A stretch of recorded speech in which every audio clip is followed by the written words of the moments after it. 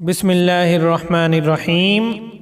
پہلی بات تو یہ ہے کہ اپنا موازنہ یعنی کمپیریزن کسی سے کرنا ہی نہیں چاہیے، اور اگر آپ کسی سے اپنا موازنہ کرنا ہی چاہتے ہیں تو موازنہ کرتے وقت اپنے اور دوسرے کے درمیان پایا جانے والا عمر، گھر، اسکول، کالج، والدین، اساتذہ، دوست، شریک حیات، ماحول، طبعی رجحان، محنت، جد و جہد اور حاصل ہونے والے مواقع کا فرق کبھی بھی نظر انداز نہ کیجیے، کیونکہ جب آدمی کسی سے اپنا تقابل کرتے وقت ان تمام چیزوں کو بھول جاتا ہے تو نتیجہ اکثر بغض و حسد یا مایوسی اور احساس کمتری کی شکل میں ظاہر ہوتا ہے۔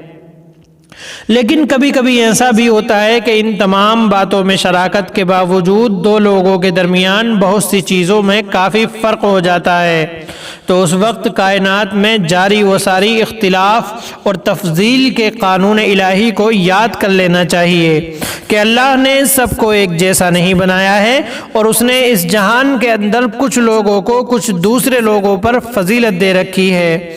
واللہ فضل بعضکم علی بعض فی الرزق، اور جس کو جو فضیلت حاصل ہے اس کی ذمہ داری بھی اتنی ہی بڑی ہے جس کے بارے میں بروز قیامت اس سے سوال کیا جائے گا۔ اور یہ سوچ کر اپنے مد مقابل سے تقابل ہی چھوڑ دینا چاہیے کہ اللہ نے آپ کے لیے عمل کا دوسرا میدان بنایا ہے جس کو سر کرنے کی بھرپور صلاحیت بھی آپ کے اندر رکھی گئی ہے۔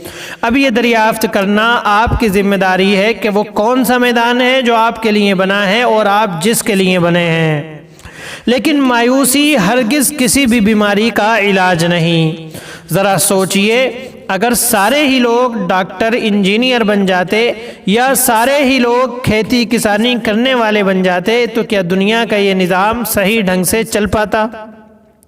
اس کے علاوہ یہ بھی یاد رکھنا چاہیے کہ انسانی صلاحیتیں اللہ کی رحمت کے خزانوں میں سے ایک ہیں، اور اللہ اپنی رحمت کو تقسیم کرنے میں کسی سے مشورہ نہیں لیتا، اور وہ کسی کے سامنے جواب دے بھی نہیں۔ اپنی حقیقت پر نگاہ کی جائے تو حقیقت کے اعتبار سے ہم کچھ تھے ہی نہیں، بلکہ ہمارا وجود ہی نہیں تھا۔ اللہ نے ہمیں وجود بخشا اور پھر بن مانگے ہی ان بے شمار نعمتوں سے نواز دیا جن کی ہمیں تھوڑی سی بھی ضرورت ہو سکتی تھی۔ کیا یہ اللہ کا ایسا احسان نہیں جس پر اس کا شکر ادا کیا جائے؟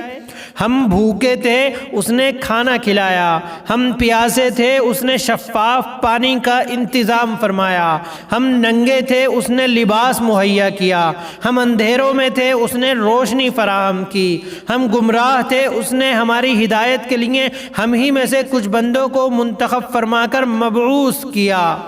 یہ وہ بڑی بڑی نعمتیں ہیں جن کا تجربہ رات دن ہم میں کا ہر شخص کرتا ہے۔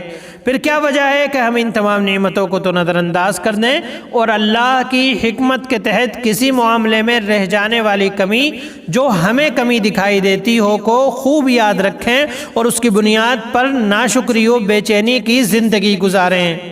ہمیں ہمیشہ یاد رکھنا چاہیے کہ جو کچھ ہمارے پاس ہے وہ اللہ نے بغیر کسی استحقاق کے ہم کو عطا کیا ہے۔ اگر وہ چاہے تو وہ سب کچھ بھی ہم سے چھین لے جو اس وقت ہمارے پاس ہے، مگر پھر بھی ہمیں شکایت کرنے کا حق نہیں ہوگا۔ مجھ کو جو کچھ دیا ہے اس نے دیا، میرا اپنا تو کچھ بھی تھا ہی نہیں۔ اللہ تعالیٰ فرماتا ہے، اَهُمْ يَقْسِمُونَ رَحْمَةَ رَبِّكَ نَحْنُ قَسَمْنَا بَيْنَهُمْ مَعِيشَتَهُمْ فِي الْحَيَاةِ الدُّنْيَا وَرَفَعْنَا بَعْضَهُمْ فَوْقَ بَعْضٍ دَرَجَاتٍ لِيَتَّخِذَ بَعْضُهُمْ بَعْضًا سُخْرِيًّا وَرَحْمَةُ رَبِّكَ خَيْرٌ مِّمَّا يَجْمَعُونَ۔ سورۃ الزخرف آیت نمبر 32۔ بھلا کیا یہ لوگ ہیں جو تمہارے پروردگار کی رحمت تقسیم کریں گے؟ دنیاوی زندگی میں ان کی روزی کے ذرائع بھی ہم نے ہی ان کے درمیان تقسیم کر رکھے ہیں، اور ہم نے ہی ان میں سے ایک کو دوسرے پر درجات میں فوقیت دی ہے تاکہ وہ ایک دوسرے سے کام لے سکیں، اور تمہارے پروردگار کی رحمت تو اس دولت سے کہیں بہتر چیز ہے جو یہ جمع کر رہے ہیں۔